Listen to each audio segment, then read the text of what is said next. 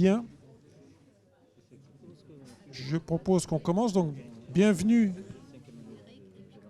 Après cette longue journée scientifique, je vous remercie d'être présent sur la session qu'on appelait la session patient, à laquelle je tenais beaucoup, et beaucoup d'entre vous d'ailleurs, parce qu'une journée de recherche clinique qui ne fait pas une part à l'implication du patient dans sa prise en charge, et y compris dans la recherche, ne serait pas tout à fait complète. Donc, je n'en dirai pas plus. Monsieur Lebert a beaucoup participé à l'organisation de cette journée, ainsi que d'autres membres d'associations de patients et d'université des patients. Donc, je me retire et je vous laisse la parole, monsieur Lebert. Merci, professeur. Je vais être très bref. L'idée, c'était d'introduire cette session patient qui tourne la thématique, c'est la place des patients dans la recherche clinique. Et vous expliquer juste en 2 mots comment ça va s'organiser. Donc, nous avons prévu une table ronde avec des patients qui sont inclus dans des protocoles de recherche clinique. Nous commencerons par passer la parole à certains membres d'associations qui sont présentes et investies au sein des 15-20 pour qu'elles présentent leur association rapidement en 2 minutes. Et je vais vous présenter les personnes qui sont autour de cette table ronde. Donc, la table ronde sera animée par Madame Catherine Tourette-Turgis, qui est responsable de l'Université des patients, qu'elle présentera, et puis par Madame Éléonore Piot, qui est une patiente chercheur, également affiliée à l'Université des patients. Nous avons Monsieur Julien Sécheron, qui est un patient des 15-20, qui a participé à un protocole de recherche clinique. Et puis également Monsieur Marc Gomez, qui est également un patient des 15-20, qui a participé aussi à un protocole de recherche clinique. Et nous avons Monsieur Eric Moser, qui représente Retina France et qui est aussi un patient inclus dans un protocole de recherche clinique. Pour les associations de patients, nous avons l'association OVR, représentée par Bernadette Bellaret. Je vais vous passer la parole dans 1 minute. Nous avons Madame Françoise Magna qui représente l'association Valentin Aoui, à qui je vais passer aussi la parole, et Monsieur Moser qui pourra parler de Retina France. Voilà. Et j'ai oublié l'association France Glaucome avec Madame Déborah Loy. Voilà. Je passe la parole à Madame Bellaret pour commencer.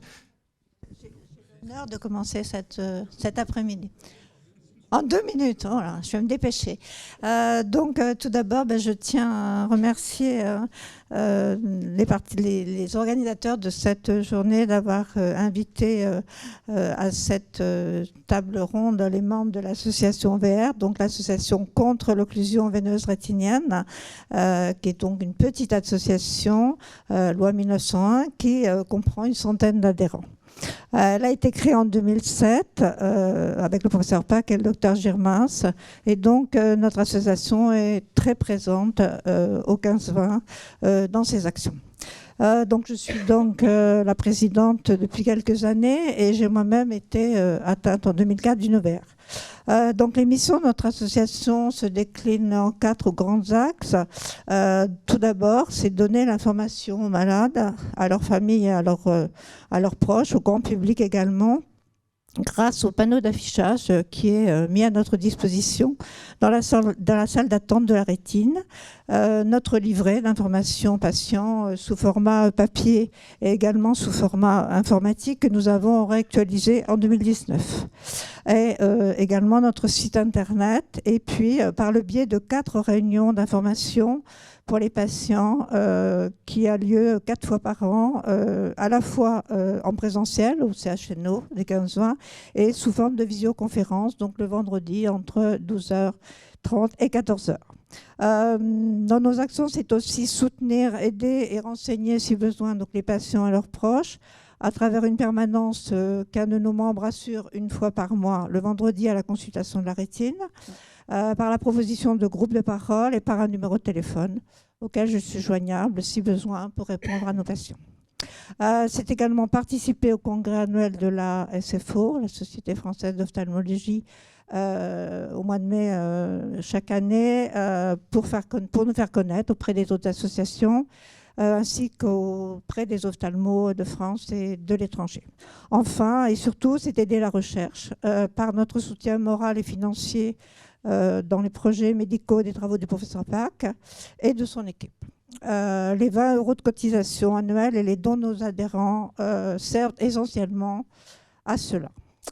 Nos projets, bien sûr, c'est de continuer nos actions engagées auprès des patients, tant qu'auprès des équipes médicales.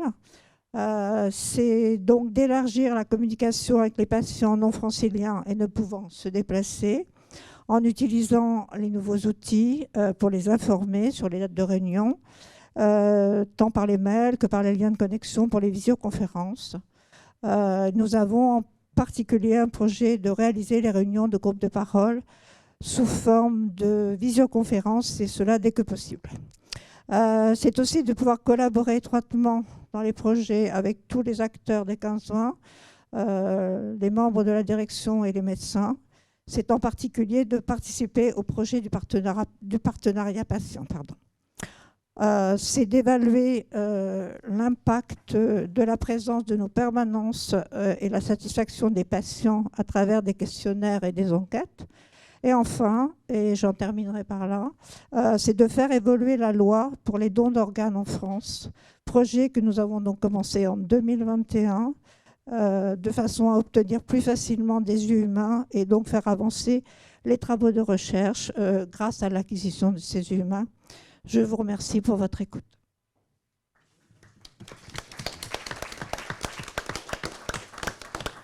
Je passe la parole à Madame Magna pour l'association Valentin Aoui. Si, bonjour, je suis donc administratrice du conseil d'administration de l'association Valentin Huy, qui est la plus vieille association pour aveugles puisqu'elle a été fondée en 1889 par Maurice de la Ciserane. Elle s'intéresse, cette association, à tout ce qui peut toucher, qui peut concerner les personnes aveugles et déficientes visuelles. Je vous renvoie au site de l'association pour avoir plus d'informations. Elle est investie au sein des 15-20 dans le fait d'être elle est représentée au conseil de surveillance du CHNO et à la CDU, et prochainement, on espère bien que l'association sera dans le dispositif futur qui est inédit en France et en Europe de l'Institut de la rééducation visuelle Saint-Louis. L'association existe sur tout le territoire français, y compris à La Réunion et en Nouvelle-Calédonie.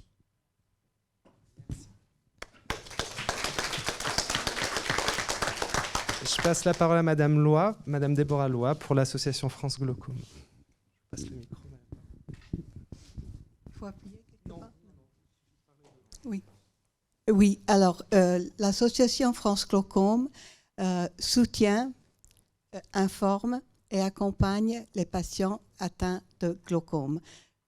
Nous avons un réseau d'écoute patients, c'est-à-dire 4 personnes différentes. Nous avons divisé la France en 4 parties où ces écoutes patients sont à disposition des appels des patients qui sont en détresse, qui ont besoin d'une information, qui ont besoin d'un conseil ou simplement d'une oreille sympathique qui les écoute.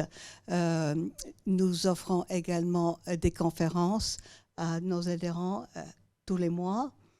Nous avons également un service de groupe de parole animé par une psychologue spécialiste dans la perte de la vision, la malvision, et ça, c'est 4 fois par an les groupes de parole animés par cette psychologue.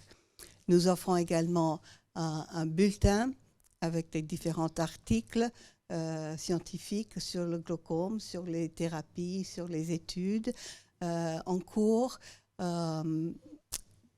Voilà, je crois que j'ai fait le tour. Nous avons des adhérents partout en France, donc on est uniquement ou pratiquement uniquement en visio pour tout ce qui est les activités. Je vous remercie. Et enfin, Monsieur Moser pour Retina France. Voilà, merci. Donc, Éric Moser, je suis président de Retina France depuis maintenant 10 ans, association qui est née en 1984 et qui a pour principal objectif de financer la recherche sur toutes les maladies de la vue. Donc c'est une association qui est reconnue d'utilité publique et qui organise alors à la fois bien sûr des colloques dans toute la France, qui finance la recherche. Alors quand je dis qui finance la recherche, chaque année c'est environ 2 millions d'euros que l'on donne en fait aux projets de recherche. Alors quand je dis aux projets de recherche, ces projets en fait ils sont évalués par un comité scientifique qui comprend les 20 plus grands CHU, je dirais, de France. Alors bien sûr l'Institut de la Vision. Isabelle, par exemple, fait partie de notre comité scientifique, Olivier Gouraud, et puis beaucoup de chercheurs de l'Institut de la Vision, de Necker et de Montpellier, enfin de toute la France. On a une vingtaine de chercheurs qui évaluent les projets, parce qu'on fait un appel d'offres chaque année. Ces projets sont notés et en fonction des finances que nous récoltons, eh bien, nous pouvons financer chaque année des projets qui sont d'un montant d'environ 100 000 euros chacun.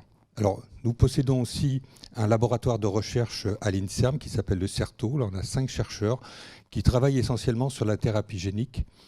Ça, c'est important. Donc, et chaque année, plusieurs, effectivement, colloques sont organisés, je le disais tout à l'heure, dans toute la France, mais particulièrement le colloque national, qui demande aux chercheurs qui ont été financés chaque année de faire un point sur l'avancée de la recherche et surtout, vis-à-vis des participants, des patients qui sont présents, de pouvoir échanger sur leurs propres maladies. J'ai bien dit toutes les maladies de la vue, que ce soit le glaucome, que ce soit la rétinite pigmentaire, la DMLA, etc. Donc ça, c'est très important. Et je vous invite tous, le 19 novembre prochain, c'est un samedi, de venir au colloque national qui va se dérouler à l'Ibis Clichy, qui est donc à Paris. Bien sûr, l'entrée est gratuite. Et nous attendons 100, 150, 200 personnes en fait dans ce colloque. Voilà. Merci de m'avoir donné la parole et je vous remets le micro.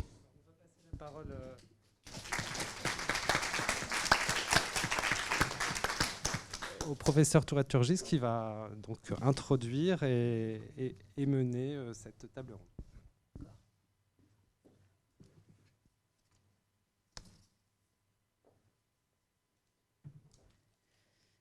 Donc, juste quelques minutes. Donc, Catherine Tourette-Turgis, fondatrice de l'Université des patients, que je présenterai en quelques minutes tout à l'heure. Mais en fait, je vais commencer par des remerciements, parce que remercier, c'est aussi s'engager ensemble, et puis c'est aussi dire que sans les personnes qui sont là, on ne peut pas avancer.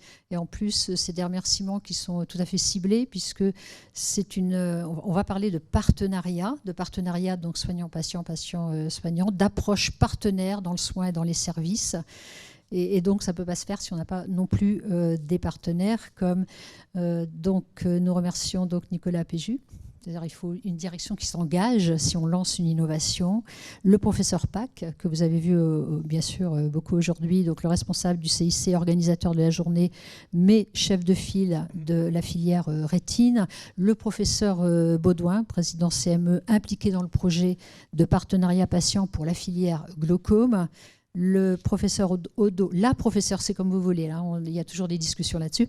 Donc la professeure, moi je dirais plutôt, Odo Isabelle, responsable donc, du CRMR, impliqué dans le projet donc patient partenaire pour la filière maladies rares. Yannick Lebert, donc directeur parcours patient qualité. Donc ça c'est important et on voit déjà que en fait, mettre en place l'Université des patients. Donc, pour ceux qui ne la connaissent pas du tout, et en quelques minutes, l'Université des patients a été fondée donc 2009-2010 dans le sillage de la loi HPST. Et donc, elle consiste à créer, c'est une première en France, une première en Europe, une première dans le monde. L'Université des patients consiste à créer des parcours diplômants à destination des patients. Ça consiste à aider les patients, les proches, les associations qui le désirent, à transformer leur expérience en compétences et en expertise au service de la collectivité. Nous avons 3 cursus. Un cursus démocratie sanitaire, démocratie en santé, pour les personnes qui désirent apprendre à faire du plaidoyer ou être représentants des usagers dans donc les instances de consultation en santé. On a un cursus éducation thérapeutique où 50-50%, c'est-à-dire soignants et patients se coforment ensemble pour apprendre à animer des ateliers d'éducation thérapeutique ou à coordonner des programmes d'éducation thérapeutique. Et puis, on a un programme en oncologie, donc un DU, où des patients ont pour mission d'accompagner les parcours patients en oncologie. On s'est aperçu que, par exemple, en oncologie, 10% des patients issus du DU sont intégrés, embauchés, salariés dans des services d'oncologie. L'agence régionale donc, de Nouvelle-Aquitaine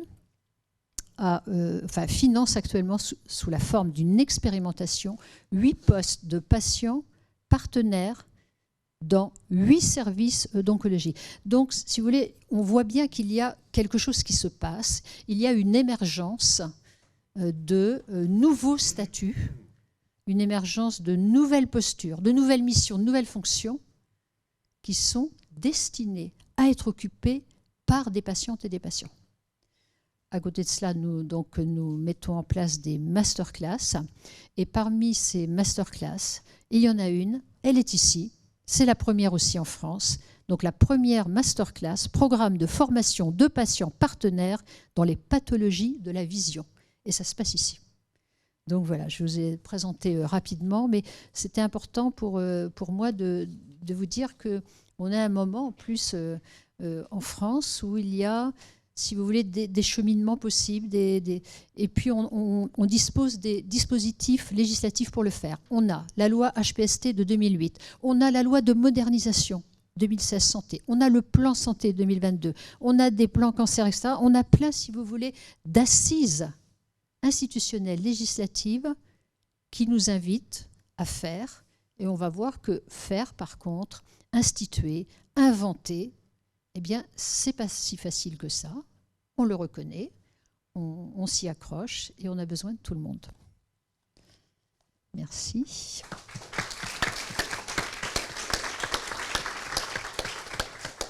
On a diplômé à ce jour plus de 350 patients et on a animé plus de 10 masterclass et ça fait aussi 300 personnes. Merci Catherine, bonjour. Donc, je m'appelle Éléonore Piot, je suis une patiente issue de l'Université des patients, de la filière entre autres éducation thérapeutique avec un master. Et je ne suis pas touchée par une pathologie de la vision, moi je viens de la cancérologie à plusieurs reprises. Et quand j'ai été patiente, j'ai moi-même bénéficié d'une étude clinique qui m'a sauvé la vie, il faut le dire. Et je crois que j'ai pris goût à ce partenariat entre les patients et la recherche clinique. J'anime maintenant des ateliers en éducation thérapeutique, notamment à l'Institut Curie. Et l'éducation thérapeutique peut aussi rejoindre la recherche. Alors en tant que patient, avant de passer la parole à nos 2 patients représentants qui nous expliqueront un petit peu ce qu'ils font en tant que patient dans la recherche clinique et comment ils le vivent, un patient engagé dans la recherche clinique, ça peut faire plusieurs choses. Alors moi, je suis représentante d'une association de cancer gynécologique. Comment on collabore avec la recherche? Donc, elle s'appelle Imagine. Déjà, on a un lien très fort avec Arcagie Gynéco. Arcagie Gynéco, c'est un groupe coopérateur en recherche clinique avec lequel on a des liens très étroits. Ils nous informent sur les projets en amont de recherche clinique. On est privilégié pour informer nos patients. Donc ça, c'est très important. Nous sommes aussi, en fait, il y a depuis le plan cancer 2009-2013, la Ligue contre le cancer a créé un comité patient de relecture des notices d'information, des protocoles de recherche clinique qui seront proposés aux patients atteints de cancer. Et donc, nous sommes une centaine de patients, donc issus d'associations de patients qui siégeons à ce comité patient de la Ligue contre le cancer. Et nous relisons tous, dans mon cas, à peu près une trentaine ou une quarantaine d'études par an. Et donc, on relit les notices d'information patients pour donner notre avis sur, non pas sur l'aspect scientifique, nous ne sommes pas médecins, bien évidemment, mais sur la façon dont l'étude est expliquée aux patients, sur le calendrier de l'étude, sur le vocabulaire utilisé, pour voir si tout ça est compréhensible pour le patient. Donc ça, c'est très important. C'est une façon aussi, en tant que patient partenaire, d'être engagé dans la recherche clinique. Deuxièmement, moi j'ai des séquelles d'un de mes premiers cancers, des séquelles qui est une maladie vasculaire rare, et à ce titre, engagée dans une autre association de patients, l'association Vivre Mieux, le Lymphodème, je collabore en tant que patiente chercheuse avec des industriels du dispositif médical. Alors ça n'a pas grand-chose à voir avec la vision, parce que c'est des dispositifs externes, mais là on a vraiment une collaboration aussi étroite avec des industriels qui produisent des bandages, des vêtements compressifs. Et là, en amont, en tant que patiente, je peux donner mon avis sur travailler avec les ingénieurs de l'innovation ou les ingénieurs recherche et développement pour donner mon avis sur des besoins qui n'ont pas encore été couverts par la recherche clinique. Dire il n'y a pas ça, on en aurait besoin. Donc là, on va vraiment collaborer en amont, donner notre avis avec ces ingénieurs pour que plus tard, des nouveaux dispositifs, des nouveaux matériaux sortent et soient proposés à des patients. Donc ça, c'est important de le dire. La voix des patients dans la recherche clinique, elle peut intervenir à différents moments, que ça soit au niveau du design de ces futures études de recherche, de ces futures études, au niveau en tant que patient intégré dans la recherche clinique qui allait bénéficier de ces recherches cliniques, ou alors que ça soit au niveau des résultats de ces études cliniques. Alors maintenant, je vais vous passer la parole et puis vous allez nous raconter un petit peu ce que vous faites.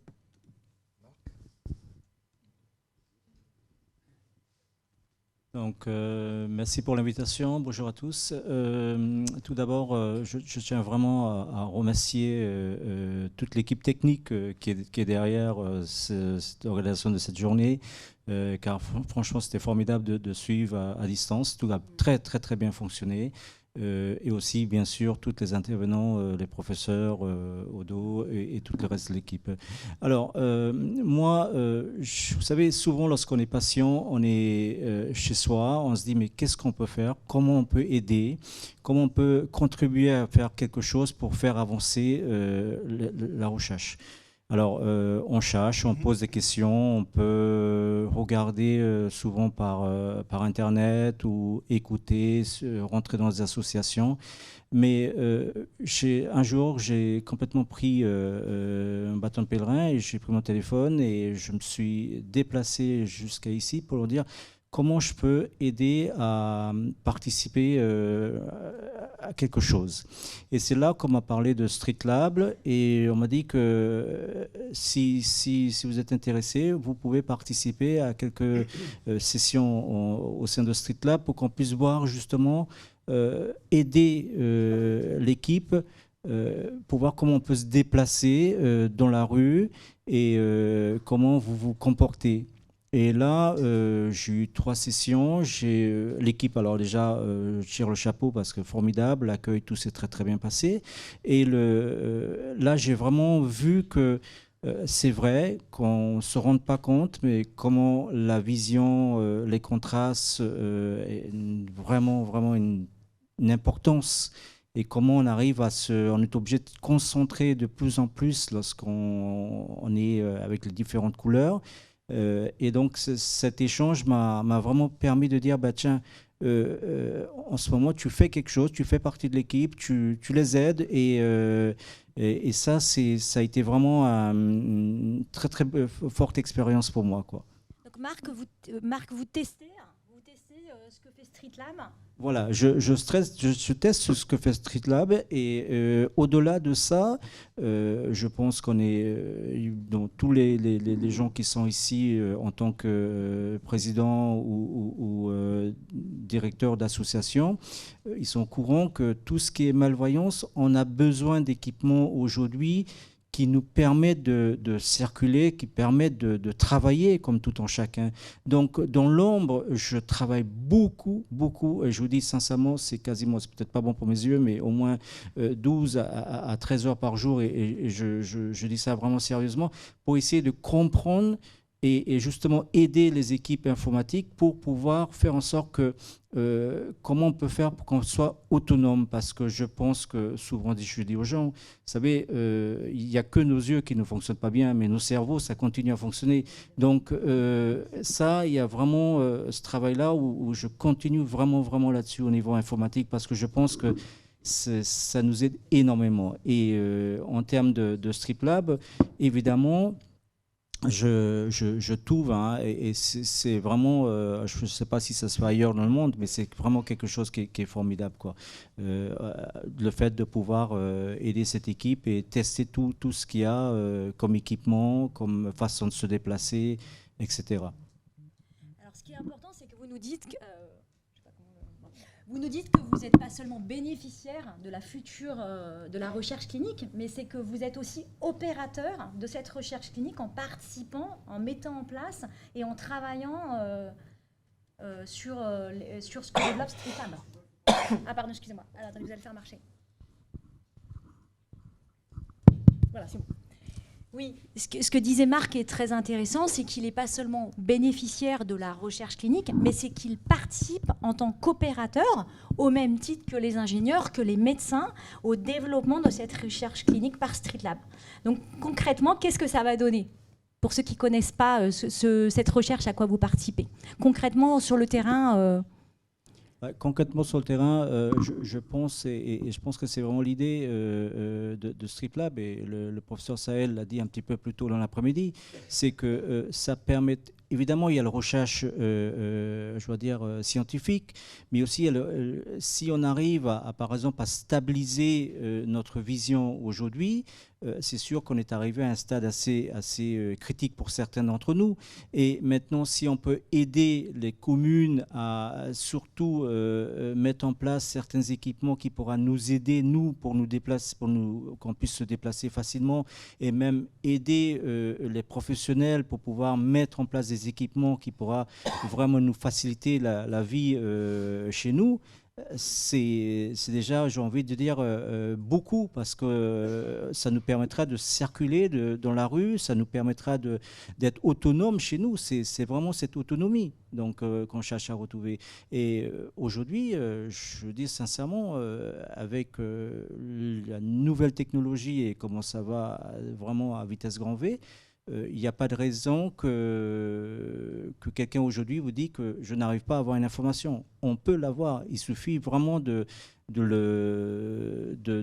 d'apprendre à utiliser ces équipements. Et si j'ai vraiment un cri d'alarme que j'ai envie de faire, et je crois que nos amis suisses l'ont fait, c'est de créer une école de formation pour former justement sur ces nouveaux équipements qui nous permettra justement à aller vers l'avant en apprenant à utiliser ces équipements-là justement pour pouvoir retrouver un emploi, pouvoir être autonome, trouver vraiment l'autonomie, quoi. Merci Marc. Marc, vous êtes en activité ou...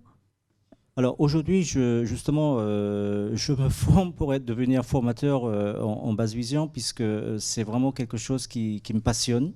Et c'est pour ça que je dis que souvent, lorsque je crois qu'on a eu dernièrement le problème, lorsqu'on se dit mais comment allons-nous faire pour déclarer nos impôts, comment devant l'écran, qu'est-ce que je fais, comment je vais faire pour le faire. Donc tout ça, je cherche justement à aider et aussi à donner des conseils aux gens pour dire voilà, le site internet, il va falloir le créer de telle façon, et comment utiliser l'équipement, parce que souvent lorsque vous avez quelqu'un en face de vous avec un nouvel ordinateur, une tablette ou quoi que ce soit, la personne est complètement perdue, et quelqu'un qui n'a pas l'habitude de l'utiliser ne sait pas par quel bout commencer à aider cette personne.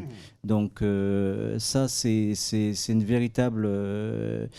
c'est quelque chose qui pêche beaucoup chez nous, hein. Il y a pas assez de structures qui va former d'une façon, je veux dire, comme une école ou même à distance, hein. Ça se fait beaucoup, mais il faut beaucoup de patience, il faut beaucoup d'énergie pour justement apprendre l'utilisateur comment utiliser et comment ça fonctionne ce système-là.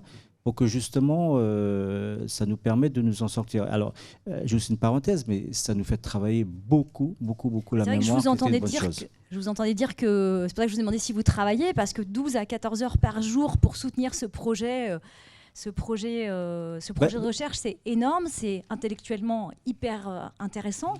Et nous qui sommes patients, souvent un peu cassés par la maladie, on a quelquefois quitté nos emplois, voilà.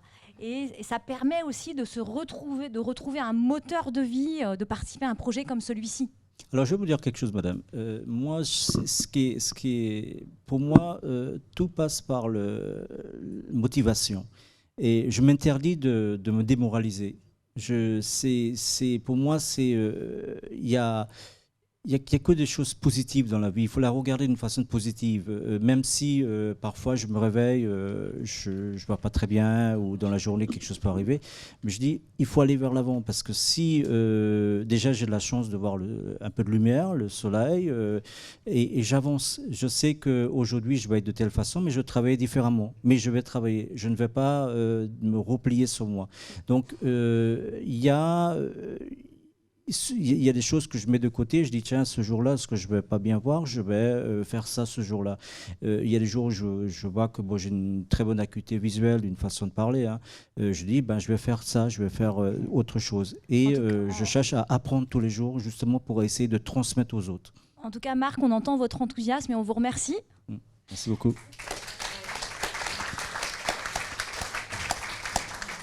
Alors, on va passer la parole à Julien qui va nous expliquer un petit peu son parcours au sein de la recherche clinique. Oui, alors moi, bonjour Julien. Moi, je suis atteint de NOHL, donc neuropathie optique héréditaire de Leber, on appelle plutôt ça la maladie de Leber, qu'on ne connaît pas, qui est une maladie, en fait, on perd brutalement la vue, les couleurs et quasiment toute la vision en moins de 3 mois. Donc, c'est une brutalité totale. J'ai été déclaré en 2014. Personne ne savait ce que c'était parce qu'en fait, les ophtalmos ne savaient pas, etc. J'ai eu la chance, entre guillemets, de rencontrer le docteur Vignal à la Fondation Rothschild, qui m'a détecté la maladie de Leber. Et la première chose que l'on dit quand on est patient, etc., c'est donc quel est le médicament. C'est une maladie orpheline, il n'y a pas de médicament, vous allez devenir très malvoyant, mais jamais aveugle ou totalement dans le noir. Bon, super, j'ai 37 ans, c'est génial. Et donc, il y a un protocole, non, il n'y a rien. Donc, il faut aller se faire rééduquer. Donc, ce que disait Marc, le plus que vous avez à faire, c'est d'aller dans un centre de basse vision pour essayer de s'armer. Voilà. Mais ça veut dire quoi, devenir très malvoyant?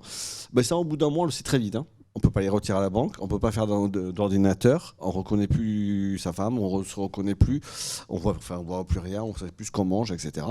Donc c'est une brutalité totale cette maladie. Et donc, il faut aller dans un centre de basse vision. Moi, j'ai eu la chance d'être à l'hôpital Sainte-Marie, qui est au niveau de la Fondation Sainte-Marie, qui est l'hôpital Saint-Joseph. Et effectivement, moi, qui étais sur l'ordinateur, on apprend ordinateur, ça c'est un A, ça c'est un Z, etc. On apprend après la locomotion, aller dans la rue, il faut écouter les voitures. Mais le feu rouge, on ne le voit plus, donc on a fait faire tuer 2-3 fois dans la rue, parce que moi, j'étais voyant jusqu'à 37 ans. Donc là, il faut apprendre, etc. On apprend la canne, etc. Et c'est énormément d'apprentissage à avoir. Voilà. Et après, en fait, 6 mois après, j'ai été contacté par le docteur Vignal et qui m'a dit nous sommes dans un protocole expérimental. Nous avons besoin, dans le cadre d'une extension de cohorte, donc cohorte dans un protocole, pour ceux qui ne connaissent pas, je ne connaissais pas, c'est 3-3-3 avec des doses, etc. Donc c'est la génétique, je ne sais plus qui en parlait tout à l'heure.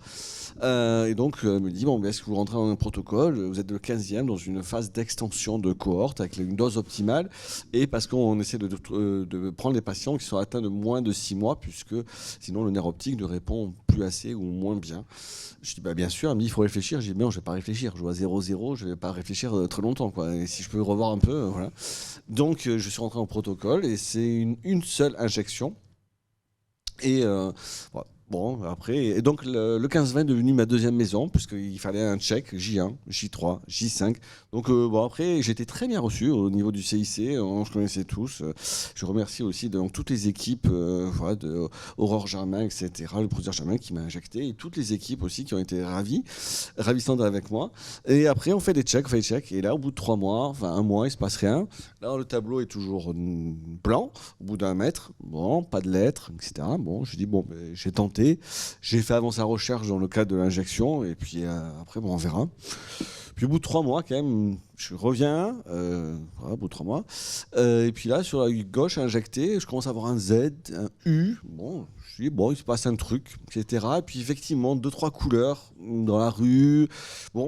Bon, il se passe un truc quand même. Et puis comme ça, et en fait, au fur et à mesure de mes venues, en fait, après c'était Z, T, U, V, Z, nanana. Et au final, au bout de les couleurs, je les revois. J'ai plus besoin de ranger mes chemises blanches là, bleu ciel, etc. Donc là, je sais ce que je mets, je vois ce que je mange. Je vois les feux rouges. Alors, il ne faut pas que ce soit trop éblouissant quand même. Il ne faut pas que ce soit trop là non plus. Mais voilà, donc j'ai retrouvé une certaine autonomie, puisque quasiment 1/10 à l'œil injecté et l'œil non injecté aussi. Et donc, grâce à la recherche, grâce au protocole, grâce aux patients qui ont envie d'y aller, parce que je sais qu'il y en a qui ont refusé, qui ont peur. Moi, j'ai pas eu peur, au contraire. Ça fonctionne pour les autres. Là, on croise les doigts, puisque maintenant, en fait, le Numovoc est en phase d'autorisation de mise sur le marché. Et grâce à ça aussi, il y a les ATU, donc autorisation de temporisation, c'est-à-dire que les patients, en attendant que ce soit sur le médicament, peuvent bénéficier de injection, voire double injection maintenant. Et de l'air de rien, on retrouve beaucoup d'autonomie. Alors oui, on ne va pas retrouver 8/10, 10/10, ce qu'on avait avant, mais tout ce qu'on retrouve, ça permet d'aider. Et avec ce que disait Marc et aussi ce que disaient les différents intervenants, c'est avec l'iPhone maintenant, moi c'est ma 3e main parce que j'ai VoiceOver qui me guide, machin, etc. Moi, j'ai pas perdu mon boulot, mais ça a été très dur, j'ai dû me faire aider par les stagiaires. Et maintenant, grâce à des logiciels que teste Marc et autres, Zoom Text Vision, je suis toujours consultant en performance et amélioration continue dans différentes entreprises. Je lis mes mails, je réponds aux mails, etc. Et il y a certaines limites que j'ai dans des gros tableurs Excel, etc. Oui, ça, je peux plus le faire. Mais on a encore l'intelligence, il paraît. Ouais, on a perdu la vue, mais pas l'intelligence. Et voilà, on a un peu de jus de cerveau, il paraît encore. Et donc voilà, c'était un parcours de vie. Et par rapport à ça, alors moi, je suis pas du tout dans vos grosses associations parce que c'est tout jeune, puisque ça m'est arrivé il y a 7 ans.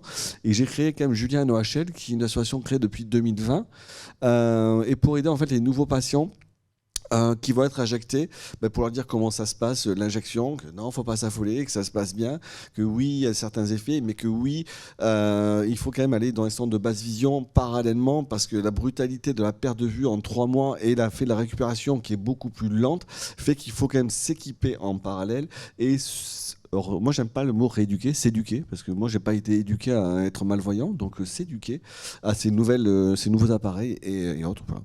Et juste un petit truc aussi, j'ai écrit un livre, vous ne verrez plus, qui est donc en manuscrit, et j'ai réussi le tour de force en 3 mois avec les éditeurs, et c'est très très dur parce que d'être non-voyant, malvoyant et de faire éditer un livre en audio, normalement il faut que l'autre soit un best-seller. Bon, c'est pas encore un best-seller, je vous le dis, mais il a fait son petit chemin de route et ça aide non seulement les patients, alors pas que atteindre ma maladie, mais pour voir aussi comment on peut se remonter, ça parle du protocole et autres, et aussi ce qu'on oublie de dire, c'est qu'il y a les patients, il y a la recherche, mais il y a aussi les familles qui sont atteintes, que ce soit les proches, que ce soit l'entourage, que ce soit le monde professionnel, et se faire connaître en fait toutes les maladies, glaucome, RP, rétinite pigmentaire, NOHL, etc. C'est que oui, on a perdu de la vision, de la vue, des couleurs, une partie, beaucoup, tout, mais non, on n'est pas quand même des êtres humains à part, et oui, on sait faire des choses, et oui, ne vous affolez pas, on peut encore discuter avec vous et faire beaucoup de choses.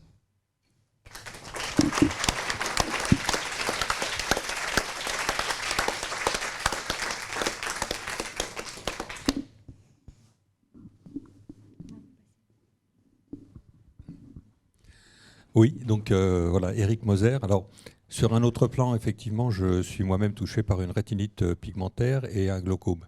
Et le glaucome, en fait, on sait que c'est un glaucome à angle ouvert, donc ça peut se traiter.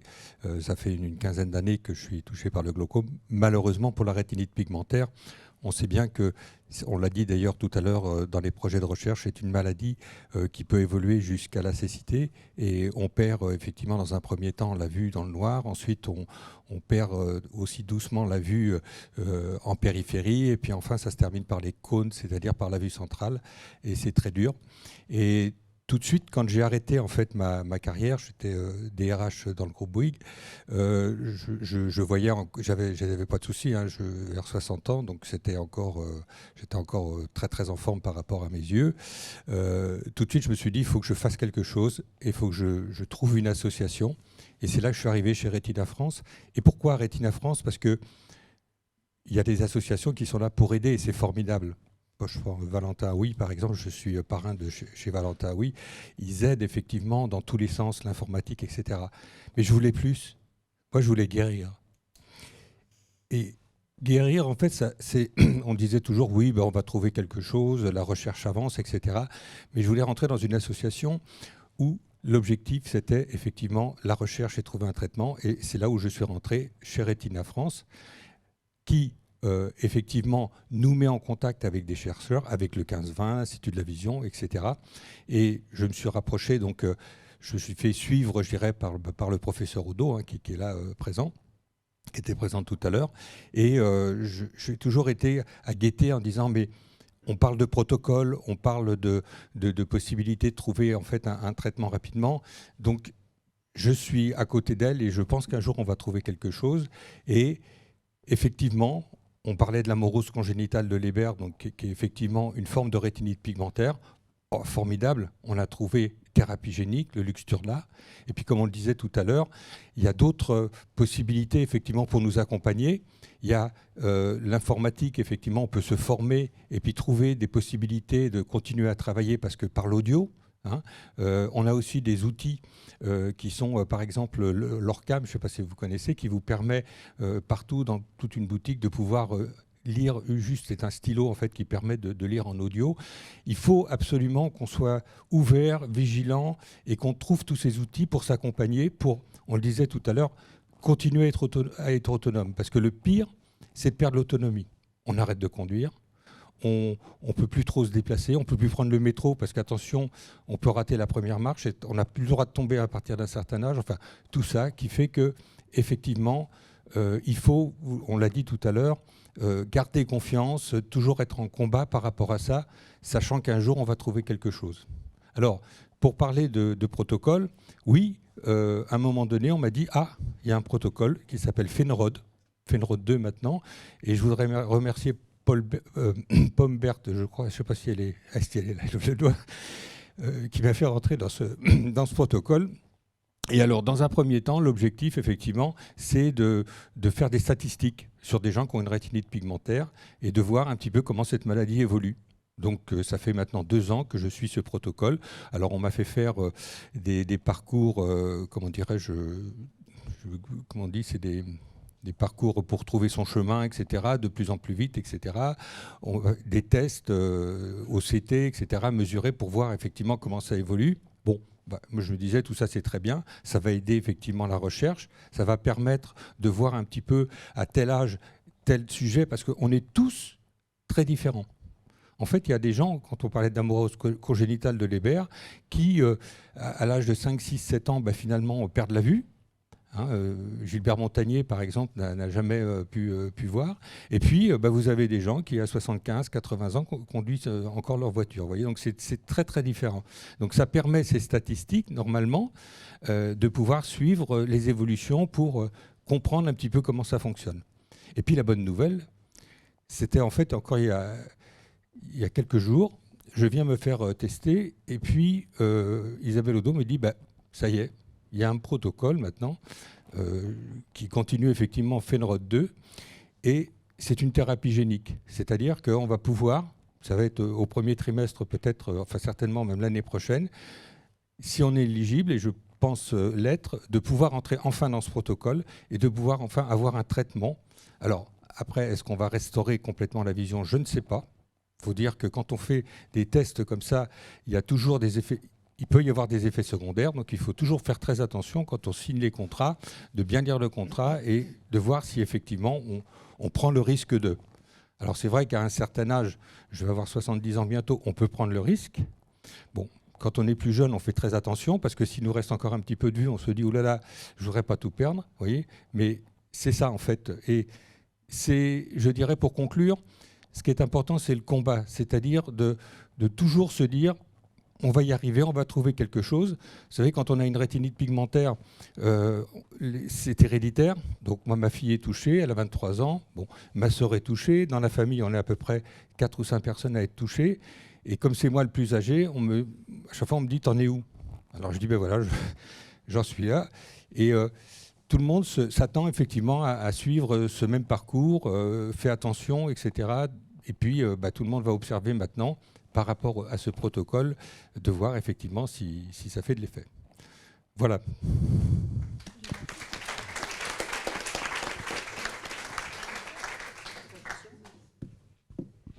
C'est le moment de la conclusion, peut-être, hein. Alors, bon, en conclusion, juste comme ça, à partir de ce qui a été dit, donc, j'ai rebondi tout de suite sur ce qu'a dit Eric, hein. Donc, dans les maladies somatiques, on dit encore malades allongés dans leur lit, mais debout dans leur tête. Et là, je crois qu'on partage bien ces mêmes postures. Donc, je pense que là, ce qui a été dit, y compris par les associations tout à l'heure, c'est vraiment comment des personnes concernées on démontre tous les jours leur capacité à transformer leur expérience en compétences et au service des autres, d'autrui, de la collectivité, comment les personnes directement concernées, les malades, les patients, sont en fait des producteurs de connaissances, des contributeurs à la connaissance, des contributeurs à la science. Et puis aussi peut-être ce qui réunit, peut-être ce qui est transversal à la situation d'être patient, d'être malade, d'être en situation de déficit physiologique ou autre. C'est ce souhait, cette importance, tout ce qui doit être fait pour maintenir ou préserver son autonomie. Et là, on est dans des valeurs sociétales, dans des valeurs interrelationnelles. La vulnérabilité, oui, elle est sûrement personnelle, individuelle, mais elle est surtout au fondement. Elle est interrelationnelle, elle engage la relation à soi, aux autres, à autrui, au monde. Et elle est source de ressources et de compétences. Je vous remercie.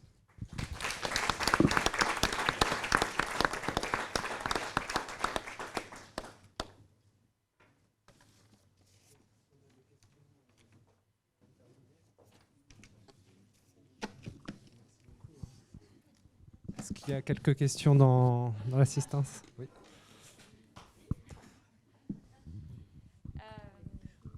Merci beaucoup. Merci pour ce retour d'expérience qui est extrêmement important, je pense, pour les soignants. Et justement, en tant que rééducatrice Basse Vision depuis moult d'années, sûrement trop, qu'est-ce que vous aimeriez, vous les patients? Qu'est-ce qu'on pourrait vous apporter pour que vous passiez en effet du côté à vous battre? On a tout un panel de patients qui se battent. J'ai des patients qui ne se battent plus. Qu'est-ce qui fait ce changement? Qu'est-ce qu'on peut vous apporter pour vous aider à passer le cap? Qu'est-ce qu'on pourrait faire en fait pour vous faire garder l'espoir, pour que en effet vous gardiez ce côté que la vie continue, votre vie continue? Moi, je peux répondre juste avec un petit peu d'expérience. Après, Marc, lui, dans ses tests. Alors, moi, j'ai eu la chance d'être dans la Fondation Sainte-Marie, mais je vois en fait qu'il y a beaucoup de mes filleuls, là, j'ai une quinzaine de filleuls, qui sont pas dans la région francilienne. Ah oui. Et malheureusement, en fait, c'est bien d'avoir la Fondation Sainte-Marie. Après, il y en a à Nîmes, la Costière, ou je sais pas quoi. Enfin, il y a 2-3 gros centres. La Ramave, ouais. Ouais, voilà, mais oui, c'est ça. Mais il manque de vrais centres un petit peu partout en France, parce qu'après il y en a, je sais plus, ils sont à Angoulême, enfin bon, bref, à Chartres. Et là, il me dit, j'ai réussi à trouver une ergo, voilà, super. Mais sauf que quand on a des vrais centres, on a le psy pour ceux qui en ont besoin, Oui, on a l'ergo, on a tout, et avec des petits modules. Moi, quand j'ai commencé l'éducation en Basse Vision, je pouvais continuer mon boulot aussi, ce qui était important. Et j'y allais le mardi, le vendredi mercredi. Bon, au début, j'ai crâné, on voulait aller travailler l'après-midi. En fait, on m'a dit non, Julien, c'est 40 minutes, 40 minutes, 40 minutes, vous allez crever. Non. Bah, en fait, si au bout d'un mois, si on a bien compris, puisqu'en fait, après, il faut répéter ses mouvements, tout ça. Et en fait, c'est avoir un centre commun avec le plus d'activités possible et de moduler en fonction de chacun des patients. Et comme disait Eric, je crois que chaque patient est différent. On a même ceux qui ont un Maladie-Leber, on a des Maladie-Leber à des stades différents, des âges différents, avec des perceptions de la maladie qui sont différentes, d'autres qui vont être plus combatifs, d'autres qui ont besoin d'un appui psychologique fort, d'autres non. Et donc, c'est se donner et de moduler en fonction des patients, de leur attente et de leur atteinte de leur maladie. Moi, c'est ce que je dirais par rapport à l'expérience que j'ai pu avoir, en fait. Merci beaucoup.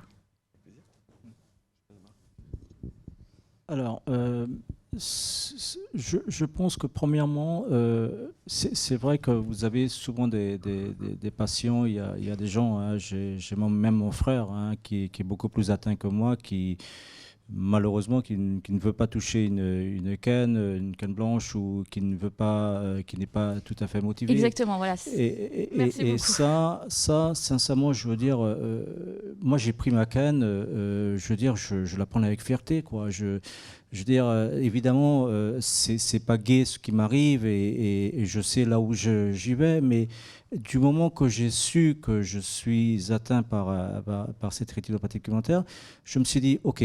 Bon, tu as deux choix, ou tu regardes en arrière ou tu regardes en avant. Et moi, j'ai décidé de regarder en avant et je sais que tout le monde n'est pas pareil. Je sais qu'il y a vraiment un travail à faire d'acceptation déjà de la maladie. Et je crois l'avoir entendu une fois que c'est vrai qu'il y a des commissions qui est là pour essayer d'accompagner lorsqu'on annonce quelque chose à quelqu'un. Et que non seulement lorsque la personne, ok, je suis au courant, mais qu'est-ce que je fais, comment je vais faire avec, c'est une espèce la vie, un effondrement de sa vie. Comme disait Monsieur le Président de Retina France tout à l'heure, je crois que c'est Eric son prénom, c'est vrai qu'on demande t'en es où, chaque personne dans la famille, j'ai une génération qui arrive derrière moi qui me pose la question qu'est-ce que tu vois, comment ça se passe et tout ça, et je leur ai dit ne regardez pas ça, travaillez bien à l'école, il y a des outils aujourd'hui qui vont te permettre d'avancer. Et là, je les envoie vers les structures pour justement apprendre à utiliser le matériel. Parce que si on regarde que le côté maladie, on ne va pas avancer. On va passer un petit peu déprimé. Donc moi, sincèrement, des fois, j'y pense même pas que j'ai une rétinopathie complémentaire, tellement que je suis occupé avec autre chose. Parce que je me suis dit que si je focalise uniquement sur ça, je ne vais pas avancer. Je ne vais pas du tout avancer. Donc, il faut que la personne, déjà, ne regarde pas forcément la maladie. Elle est là, on le voit. Tous les médecins ne le voient pas de la même façon que nous. Nous vivons tous les jours, nous le voyons tous les jours. Donc, il faut vraiment leur transmettre un message en disant mettez-le un petit peu de côté et regardez ce que tu peux faire, ce que vous pouvez faire de plus avec les équipements qui existent, avec tous les équipements au sein de StripLab, qui est là, qui leur permettent de pouvoir, ne serait-ce que cuisiner chez eux, ne serait-ce que sortir, ne serait-ce d'aller sur des sites internet pour... et je tiens à féliciter Retina France énormément pour le site internet, puisque c'est très très bien fait, toutes les vidéos, toutes les explications sont là. Et quand on sait utiliser le site internet et l'équipement informatique, on se sent moins préoccupé et moins seul. Et on peut permettre d'aller à l'avant. Donc, c'est vraiment leur dire qu'il y a des équipements, il y a des choses qui existent, et ne pas focaliser uniquement sur la maladie. C'est le seul conseil que je pourrais, en tout cas, donner, quoi. Merci beaucoup. Une question dans les permanences ASSO-OVR, on a des différentes remontées, notamment sur ce qu'on a constaté, c'est qu'il y a beaucoup de patients en fait, ont constaté plusieurs mois à l'avance un stress prolongé et intense avant la survenue de la pathologie. Bon, ça c'est un facteur, mais il y a aussi des questions qui se posent sur qu'est-ce que je dois faire pour améliorer mon état, pour éviter une rechute, une aggravation. Et la question que je voulais poser aux différentes associations, c'est comment appréhendez-vous en fait, ces remontées des patients sur en fait, ce qu'ils ont observé et sur l'hygiène de vie en fait, qu'ils constatent, enfin, qui peut être bénéfique ou au contraire moins bénéfique. Oui, alors merci pour cette question. Dans les associations, il y a ce qu'on appelle des groupes de parole. Et là, ça permet à quelqu'un qui vient de découvrir que, il est touché par une rétinite ou par des maladies, en fait, l'amorose congénitale de Leber, etc., que ça va se dégrader, ça va mal se passer. Et sur le plan psychologique, il a besoin d'une aide. Et la première aide dans une association, c'est de pouvoir, en fait, contacter quelqu'un qui est déjà touché, mais qui sait comment lui répondre, qui sait le préparer et qui sait l'aider psychologiquement. C'est très important. Parce que tout à l'heure, Marc Julien, il parlait de la canne blanche. Et ça aussi, c'est très important parce qu'il y a tout un fossé pour y arriver. Moi, j'avais un jeune administrateur, il avait 40 ans, rétinite pigmentaire, et malheureusement, je le voyais trotter devant nous au début, et malheureusement, ça a évolué très rapidement. Et puis il m'a dit, mais qu'est-ce que je peux faire? J'ai dit, il va falloir que tu prennes une canne blanche. Ah non, je ne vais pas prendre une canne blanche. Dans la rue, ça va se voir, etc. etc. Bon. Et puis, il a persisté, il a continué à travailler. Puis, quand il prenait le métro, il bousculait les gens. Alors, il se faisait insulter. Bon. Alors, je lui ai dit, tu vois, si tu vas prendre une canne blanche, évidemment, il faut s'y préparer, une formation, etc. Mais les gens, finalement, ils vont finir par s'excuser, quitte même à t'accompagner. Et effectivement, il a mis du temps, il a mis 2 ans, donc c'est quand même vraiment très long, mais il s'est fait fort, il a eu une formation, etc. Et après, il s'est complètement décontracté, parce que ça y est, il avait accepté cette canne blanche, et finalement, il continuait toujours à travailler, mais partout, les gens le laissaient passer, lui cédaient le passage, le respectaient, si je puis dire. Et ça, c'est très important. Et c'est ça qu'il faut comprendre quand on doit passer ce passage, je dirais, ultime, à se dire, je déclare en fait aux gens qui sont autour de moi que voilà, je suis aveugle et puis je n'ai plus d'autonomie, je risque de vous bousculer, etc. Faites attention. Alors, pour parler maintenant des partenaires, effectivement, des opticiens, effectivement, nous, on a beaucoup de partenaires, mais on les a sélectionnés. Par exemple, Optique 2000 ou de grands opticiens, on sait qu'ils sont bien équipés en basse vision. Donc, quand, par exemple, un adhérent ou quelqu'un nous appelle en disant « mais j'habite à tel endroit, où est-ce que je peux effectivement trouver tel ou tel matériel ?» Là, on est capable de le renseigner, quel que soit le lieu où il habite. Ça, c'est important. Voilà. Et puis, on l'a dit, il y a maintenant tout un tas d'outils informatiques qui existent maintenant et qui permettent effectivement de pouvoir rester encore un petit peu autonome. Voilà. Mais le passage le plus difficile, effectivement, c'est le fait d'accepter finalement son handicap. Ça, c'est très important. Voilà.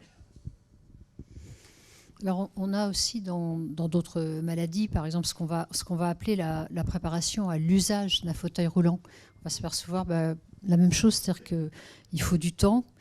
Et puis, en fait, il y a un moment tournant où il y a visibilité du handicap. Donc à la fois, c'est le rendre visible, mais en même temps, on ne veut pas être assigné à son handicap. Le problème, c'est dès qu'on le rend visible, on finit par y être assigné, c'est-à-dire on finit par être traité que par son handicap.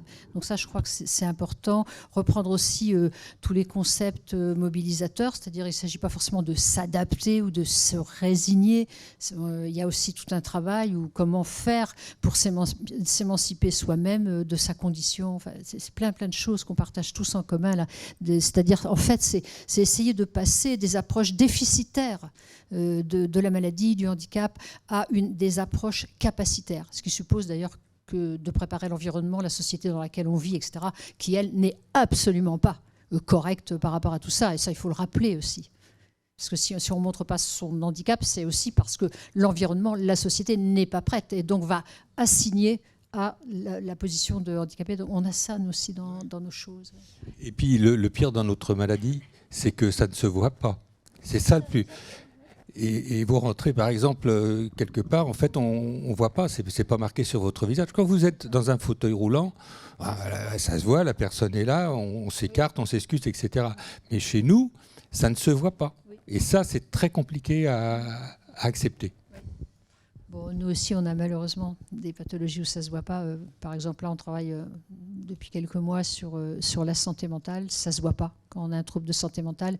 Et en même temps, tout d'un coup, on va dysfonctionner, mais comme ça ne se voit pas, on va se faire jeter parce il y a plein de choses intéressantes. D'où l'intérêt qu'on travaille inter-pathologie, puisqu'on a plein de choses en commun à traiter au niveau social, en termes de plaidoyer, en termes de formation des malades, en termes d'empowerment des malades, des proches, des familles, puis des soignants aussi.